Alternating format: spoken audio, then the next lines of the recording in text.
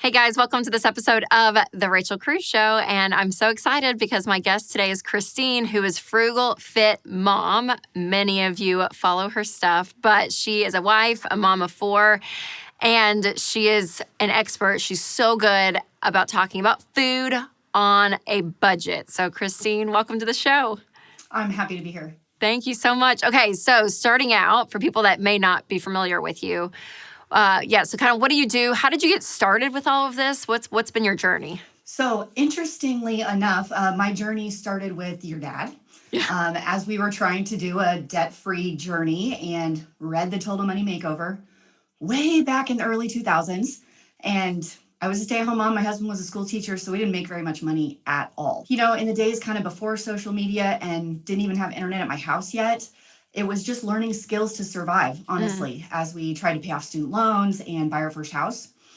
And over the years, I just took those skills and started putting them online, the things that I learned, and people seem to like it. It's so good. Well, it's such great content because you are so good at giving tactical advice, being really specific. And as a mom who's not like the most wonderful cook in the world, it's always when it gets to dinner time, especially, and you're like, oh my gosh, what do we do? So to have people out there that this is like the content they put out to the world, it is so helpful. So thanks for all you do because it really does. It is so helpful for families out there. So inflation obviously has become like this massive point of conversation and reality in a lot of our lives, plus our food budget. Christine, for the first time in probably, the past 2 months, really for a long time, I had our food budget nailed. Like we have a grocery category and a Costco category. And so it was nailed. I never went over. And actually, in fact, I always kind of prided myself and I'm really good at grocery shopping and look at the prices. And the last 2 months, I've been like, I don't know what's happening to the world because I'm buying the same stuff. It's not like I'm buying this crazy new, thing or whatever. It's the same groceries and it is crazy. So everyone's feeling it. So my question to you is, I know that you've talked about this, but I want to know from your perspective, like how much you're feeling it, how much you're seeing it, and what we can do if we have large families, if someone's listening that has 6, 7 kids, to those that, maybe only have 1 or 2 kids, but have to cook for a family. Like what are the tips and tricks nowadays because of inflation? I'd say, first of all, I'm impressed you didn't have an Amazon line item also. I should. You just had groceries and Costco. That's pretty good. My advice would be the same with a big family, a small family, single people. The advice works for everyone. And if you've never paid attention to your grocery budget, I feel like now is the time. Like it's time to start now. I noticed just a couple of days ago, the 5 dozen box of eggs from Walmart a couple of weeks ago was like $5, $6. And yesterday it is $12. Oh my gosh. So it is more than double, like your basic ingredients, which is really shocking every time you go to the store and you're like, what happened here?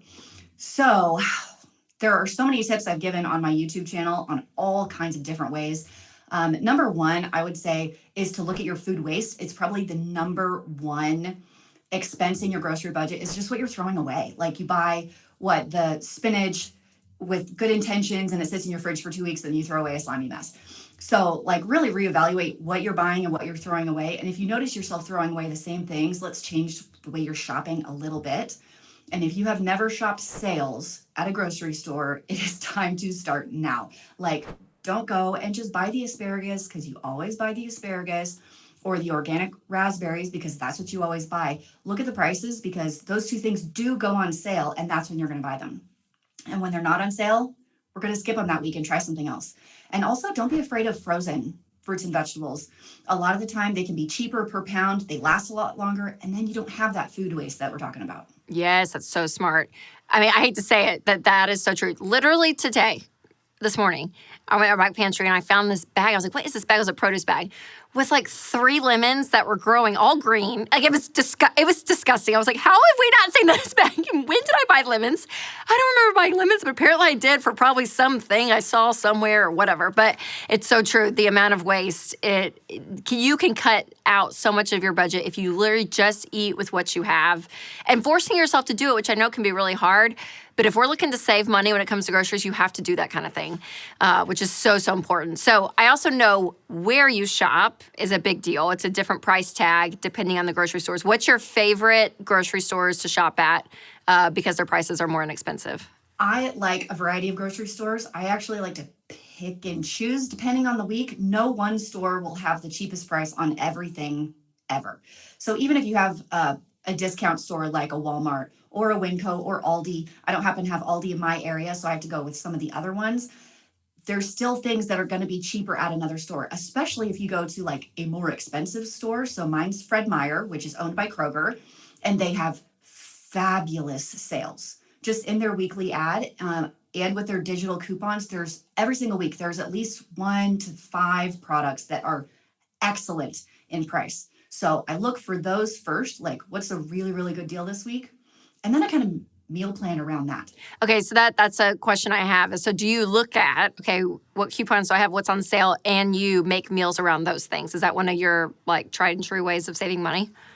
Absolutely. Or maybe, let's say, I don't know, chicken is on sale this week or whatever. And you're like, it's 99 cents a pound, which I haven't seen in years at this point. But let's say it was, you'd be like, I'm buying 50 pounds of chicken. And you just put it all in the freezer. And so maybe this week or next week, there's no deal on chicken, but I stocked up when it was cheap and saved it for later, which is another tip I like to use. Yeah. It's kind of reverse meal planning. For sure, no, which works so well. So you mentioned couponing. If someone has never really done it, they've never entered that world, what's a couple of things or tips to get them in that rhythm that really can help save money?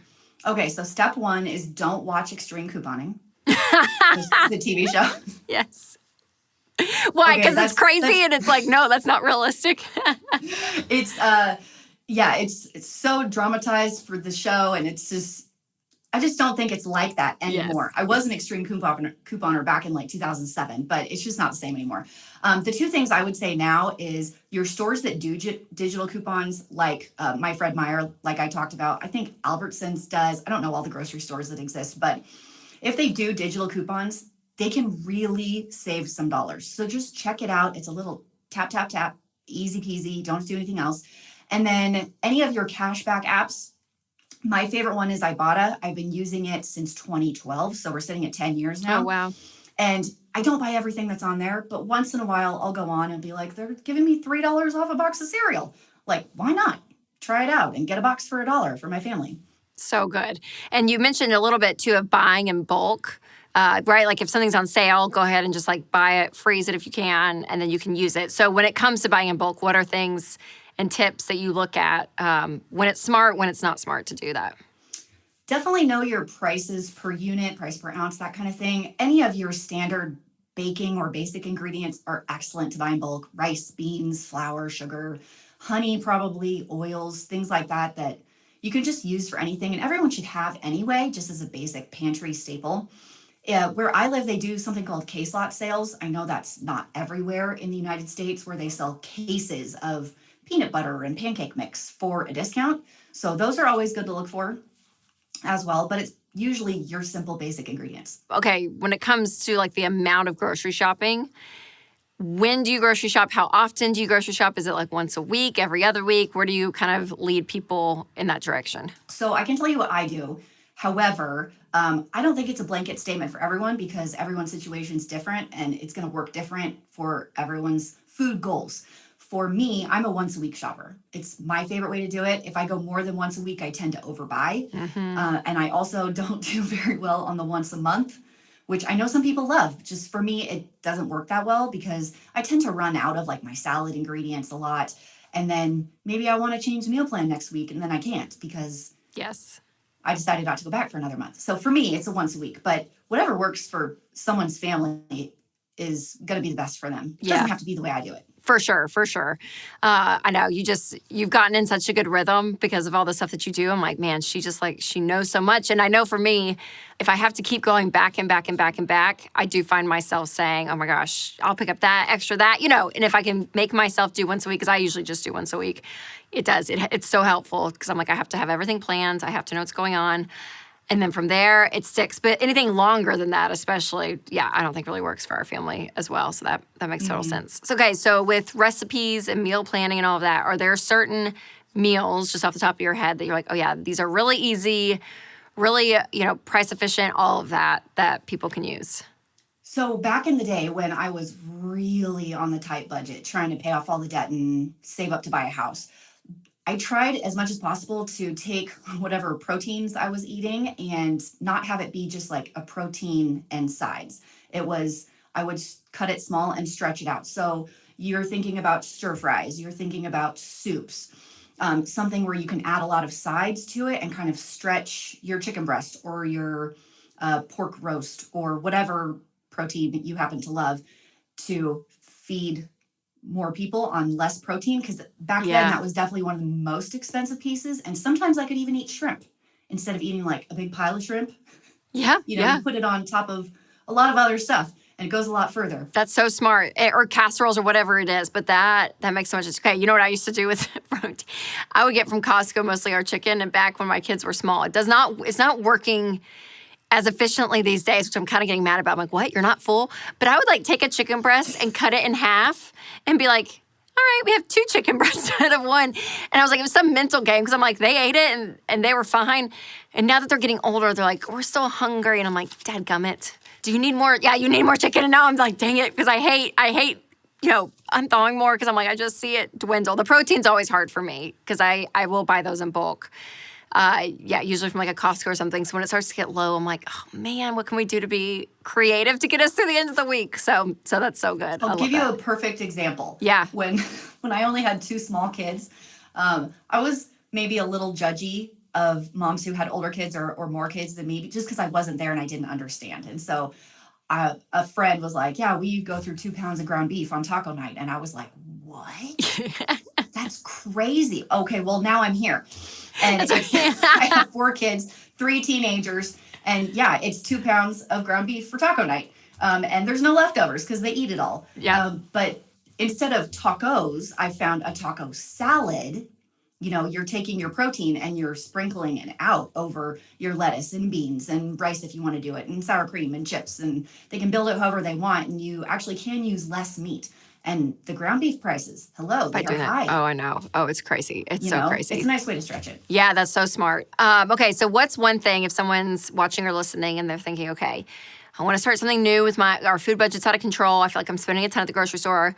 What's like one tip that they can do right now this week that they could see a difference in the money that they save? Okay, this is a really hard question because I have 2 that are both. Give us both, really, Christine. Really give us both. Okay, so the first one is going to be to meal plan.